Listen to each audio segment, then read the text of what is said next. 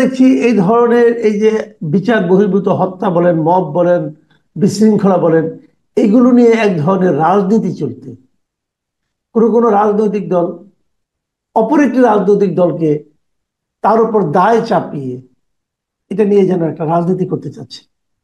কিন্তু এটা আসলে কার দায়? মব থামানো, মব হতে না দেওয়া, এটা আসলে কার দায়িত্ব? কোনো পলিটিক্যাল পার্টির নাকি গভর্নমেন্টের? এসব প্রশ্ন কিন্তু উঠছে। তো এই বিষয়গুলো নিয়ে আলোচনা করার জন্য আজ আমাদের সঙ্গে উপস্থিত আছেন নওগাঁ বিশ্ববিদ্যালয়ের উপাচার্য professor doctor Mohammad Hasnat Ali. Professor Hasnat Ali, আপনাকে আমাদের অনুষ্ঠানে স্বাগত জানাচ্ছি। আশা ধন্যবাদ করি আপনাকে। শুনতে পাচ্ছেন। জি, আপনি প্রথমবারের মতো, আপনি যদিও ব্যক্তিগতভাবে আমার খুবই প্রিয় একজন ব্যক্তি, কিন্তু প্রথমবারের মতো আমার এই অনুষ্ঠানে আপনাকে আমরা পেলাম। আপনি খুবই ব্যস্ত থাকেন, তার মধ্যে যে সময় করে আমাকে আমাদের অনুষ্ঠানে উপস্থিত হয়েছেন, এই জন্য আপনার প্রতি আমাদের কৃতজ্ঞতা। প্রফেসর হাসনাত আলী, আপনি শুনলেন আমি একটা ভূমিকায় একটু বড় করেই বললাম যে এই যে মবগুলো হচ্ছে, এটা সব মিলিয়ে ধরেন এই যে মিটফোর্ডে সর্বশেষ যে ঘটনাটা ঘটলো, এটার জন্য আসলে দায়টা আপনি মূলত কাকে দেবেন? দেখেন, সব পলিটিক্যাল পার্টিগুলি কিন্তু বিএনপিকে দায় দিচ্ছে যে বিএনপির লোক, বিএনপির যারা মেরেছে তাদের সঙ্গে বিএনপির এক ধরনের সম্পৃক্ততা আছে। এবং ইন্টারেস্টিং হলো, যে মারা গেছেন উনিও বিএনপির সঙ্গে ওনার একটা সম্পর্ক ছিল। তো এই আইনহীনতা, বিচারহীনতা, এটা আসলে কিসের প্রতিফলন? ধন্যবাদ আপনাকে। ধন্যবাদ জানাচ্ছি আপনার এই জনপ্রিয় শোর অগণিত দর্শক শ্রোতাদেরকে। দেখেন, প্রথমেই আমি এই ঘটনার নিন্দা জানাচ্ছি এবং 24শে জুলাই আগস্টের বিপ্লবের মধ্য দিয়ে আমরা যে বাংলাদেশে নিঃশ্বাস নিচ্ছি, সেই বাংলাদেশের মাটিতে দাঁড়িয়ে এ ধরনের একটি পাশবিক হত্যার দৃশ্য দেখতে হবে, সেটি একজন শিক্ষক হিসেবে আমি এটা স্বপ্নও ভাবিনি এবং কল্পনাও করিনি, কিন্তু এটি বাস্তবতা। আপনি যেমনটি বলছিলেন রাজনীতি হচ্ছে কিনা জানি না, তবে অপরাজনীতি তো অবশ্যই হচ্ছে। না হলে একই দিনে আপনি খুলনাতে যুবদলের এক সাবেক নেতাকে গুলি করে হত্যা করলো, তারপরে সন্ত্রাসীরা তার মৃত্যু নিশ্চিত করার জন্য পায়ে নখ কেটে দিল। চাঁদপুরে মসজিদের ইমামের বক্তব্য পছন্দ হলো না বলে তাকে উপর্যুপরি চাপাতিতে কোপালো, প্রতিবাদ দেখিনি। ঢাকা বিশ্ববিদ্যালয়ে জহুরুল হকে হত্যা হলো, সাম্য হত্যা হলো, কুমিল্লাতে আহ একই পরিবারের তিনজনকে মব তৈরি করে হত্যা করা হলো। সবই নিন্দনীয়, সবই ঘৃণিত কাজ, প্রতিবাদ দেখিনি। প্রশ্ন হলো যে যে আপনি বিএনপি কে নিষিদ্ধ করবেন, বিএনপি কি করতে পারতো? আমি এই ঘটনাটা ঘটার পরে নিজে বাকরুদ্ধ। আমি জানার চেষ্টা করলাম যে বিএনপি আসলে আর কি কি করতে পারে। বিভিন্ন অভিযোগে, অপবাদে প্রায় ৩৬০০ মানুষকে বিএনপি বহিষ্কার করেছে। বিএনপির গঠনতন্ত্র অনুযায়ী বিএনপির মহাসচিব তো পুলিশ প্রধান না, তিনি আইন শৃঙ্খলা বাহিনীর প্রধান না, তার আইনগত কোনো অধিকার বা ইখতিয়ারও নাই যে তার দলের নেতৃবৃন্দকে উনি জেল দিতে পারেন, জরিমানা দিতে পারেন, ফাঁসি দিতে পারেন। উনি যে কাজটি করতে পারেন সেটা ওনাকে বহিষ্কার করতে পারেন সর্বোচ্চ শাস্তি, সেটা করেছে। দেখেন, 24শে জুলাই বিপ্লবের পরে রাজনৈতিক দলগুলোর মধ্যে এক ধরনের পরিবর্তন হয়েছে, বিএনপির মধ্যেই পরিবর্তনটা বেশি আকারে হয়েছে। আগে যে কোনো ঘটনা ঘটলেই যেরকম বিশ্বজিতের হত্যাকাণ্ডের কথা আমরা বলতে পারি বা অগণিত হত্যাকাণ্ডের কথা বলতে পারি, যে কোনো হত্যাকাণ্ড ঘটলেই সেটার দায় স্বীকার না করে বা দোষ স্বীকার না করে অন্যের প্রতি চাপানোর একটা কিন্তু প্রবণতা আমরা ব্যাপকভাবে দেখতাম। জামাত শিবির, জামাত শিবির, তাই জামাত ছিল, শিবির। হ্যাঁ। কিন্তু এটি তো বাস্তবতা যে বিএনপি এই কাজটি করে না, বিএনপি এই কাজটি করছে না। এই জন্য সাধুবাদ দেওয়া উচিত বিএনপিকে। আমি অন্তত আমার পক্ষ থেকে মনে করি যে এই পরিবর্তনটুকু হয়েছে, তবে নিয়ন্ত্রণ করতে পারলে আরো ভালো হতো। মানুষ বিএনপির কাছে অনেক বেশি প্রত্যাশা করে এই 24-এর পরে, সেটি বিএনপি করবে বা করছে, এটা জনগণ প্রত্যাশা করে। দেখেন, বিএনপি প্রত্যেকটি সিঙ্গেল ইস্যুকে কিন্তু অ্যাড্রেস করে এবং তারা বলে যে হ্যাঁ, এই দলের কর্মী এই কাজটি করেছে বলেই তারা কিন্তু বহিষ্কার করে। এবং ইদানিং যে কাজটি করছে গত পরশুদিন, আমি সত্যিই মানে রাজনীতির এই যে পরিবর্তনটাকে কতটা মানে খুবই ভালো লাগছে। একদিকে কষ্ট আর একদিকে ভালো লাগার অনুভূতি যে বিএনপির রাজশাহী বিভাগীয় সহ সাংগঠনিক সম্পাদক চন্দন সাহেব, তিনি পাবনার একটি ঘটনায়, সম্ভবত সুজানগরের একটি ঘটনায় নিজে বাদী হয়ে মামলা করেছেন। এই যে রাজনৈতিক দলের মধ্যে পরিবর্তন, এই পরিবর্তনটা কিন্তু সুখকর। তবে আমি এতটুকু বলি যে এই ঘটনা ঘটেছে, এর সাথে বিএনপির লোক জড়িত জড়িত না, আইন শৃঙ্খলা বাহিনী বক্তব্য দিয়েছে, চাঁদাবাজির জন্য এই ঘটনা ব্যাপক রকমের প্রচার করা হলো। এখন আমরা দেখছি যে চাঁদাবাজি নয়, দোকান নিয়ে একটা বিরোধের এই ঘটনা, অনেক রকমের বিষয়গুলো চলে আসছে। কালকে একটা ভিডিও ফুটেজ দেখলাম যে তার বোন অভিযোগ করছে যে যাদেরকে ভিডিও ফুটেজে দেখা গেল আইন শৃঙ্খলা বাহিনী তাদের নাম অন্তর্ভুক্ত করলো না, একটা কাগজ দেখালো আর একটা কাগজে স্বাক্ষর নিল, জানি না কতটুকু সত্য কতটুকু মিথ্যা, কিন্তু এগুলো কিন্তু ভার্চুয়াল জগতে এই ভিডিওগুলো খুঁজে বেড়াচ্ছে। এবং যারা হত্যার সাথে জড়িত থাকলো তাদেরকে এখনো মূল আসামি যে যার বাড়ি ভোলাতে, আজকেও সকালে পত্রিকায় দেখলাম তিনি এখনো ধরাছোঁয়ার বাইরে। এই ঘটনাগুলো কেন ঘটছে? এগুলো ঘটা কাম্য নয়। সবচেয়ে দুঃখজনক ঘটনা যেটা, যে এই ঘটনাটা ঘটিয়েছে তারেক রহমান কি এই ঘটনা ঘটেছে? তারেক রহমান কি এই ঘটনার নির্দেশদাতা, হুকুমদাতা? তাহলে কেন ঢাকা বিশ্ববিদ্যালয়ে গভীর রাতে, রাজশাহী বিশ্ববিদ্যালয়ে গভীর রাতে বুয়েটে আপনি তার নাম উল্লেখ করে যে ভাষায় স্লোগান দেওয়া হলো, সেই ভাষা তো আমরা আজকের বাংলাদেশে প্রত্যাশা করি না, কামনা করি না।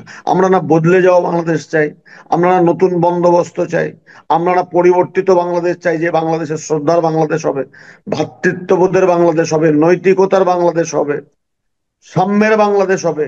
তো সেই বাংলাদেশে যে মানুষটি এখানে দেশেই নেই, দীর্ঘদিন 111 সরকারের নির্যাতন, শারীরিক নির্যাতনে চিকিৎসার জন্য বিদেশে অবস্থান করছেন, এখন পর্যন্ত তাকে পাসপোর্ট দেওয়া হয়নি, এমন একজন ব্যক্তিকে কুরুচিপূর্ণ বক্তব্য দিয়ে স্লোগান দেওয়া, এটাকে আপনি অপরাজনীতি বলবেন না? আপনি বিএনপি তার অপরাধী কি অপরাধী না, যখন অভিযোগ উত্থাপিত হয়েছে অভিযোগ উত্থাপন হওয়ার সাথে সাথে বহিষ্কার করেছে। এবং আইন একটা কথা, শৃঙ্খলা আচ্ছা আমি আপনাকে থামাচ্ছি, একটা কথা আপনি আমাকে একটু বলেন যে বিএনপি, আপনি, আমি যতটুকু জানি এর মধ্যে প্রায় 3,000-এর উপরে তার নেতাকর্মীকে বহিষ্কার করেছে দল থেকে এই সমস্ত অভিযোগের দায়ে। অভিযোগ উঠেছে, তারা বিডিআই হতে এসেছে, আসার পরে তারা তাৎক্ষণিকভাবে বহিষ্কার করেছে, অনেকের বিরুদ্ধে বিএনপি নিজেরাই বাদী হয়ে মামলাও করেছে। তো বাংলাদেশের ইতিহাসে এই ধরনের ঘটনা কিন্তু আগে খুব একটা দেখা যায়নি। এখন প্রশ্ন হচ্ছে, এত কঠিন ব্যবস্থা নেওয়ার পরও কাজ হচ্ছে না কেন? তাহলে কি তারা ভেবে নিচ্ছে, যে অনেকে এটাও বলছে যে এই বহিষ্কার লোক দেখানো 2 মাস 3 মাস পরে তাদেরকে আবার নিয়ে নেওয়া হচ্ছে। তো এই ধরনের ব্যাপারটা কেন, কাজটা কেন হচ্ছে না, আপনার কি মনে হয়? কামাল ভাই, দেখেন, বিএনপি বহিষ্কার করেই ক্ষান্ত থাকেনি, বিএনপি মামলা করছে, এক। 2 নম্বর কথা, সাথে সাথে তারেক রহমান নিজে ভার্চুয়ালি, আমি তার বক্তব্য যে কটা শুনলাম, উনি আইন শৃঙ্খলা বাহিনীর প্রতি আহ্বান জানিয়েছেন, অনুরোধ করেছেন যে এদেরকে যেন দ্রুত গ্রেপ্তার করে আইনের আওতায় আনা যায়। তাহলে যে দল তার কর্মীকে বহিষ্কার করছে, মামলা দিচ্ছে এবং সরকারের প্রতি আহ্বান জানাচ্ছে যে আপনারা গ্রেপ্তার করুন, আমার কষ্টটি সেটি হলো যে আইন শৃঙ্খলা বাহিনী এই বিষয়টাই কেন অ্যাক্ট করছে বা অ্যাক্ট করছে না। দেশে এখনো সেনাবাহিনী ম্যাজিস্ট্রেসি ক্ষমতা নিয়ে আছে। আমার মাঝে মাঝে প্রশ্ন লাগে, সেনাবাহিনী মাঠে থাকা মানে তো একটা তটস্থ ভাব থাকা, এবং একটা অন্তর্বর্তীকালীন সরকার ক্ষমতায় থাকা মানে, যেহেতু সে কোনো দলের সরকার নয়, অতএব নির্মোহভাবে অপরাধীকে অপরাধী হিসাবে চিহ্নিত করে তাকে আইনের আওতায় আনলে আমার মনে হয় মানুষ খুশি হবে, মানুষ অখুশি হবে না।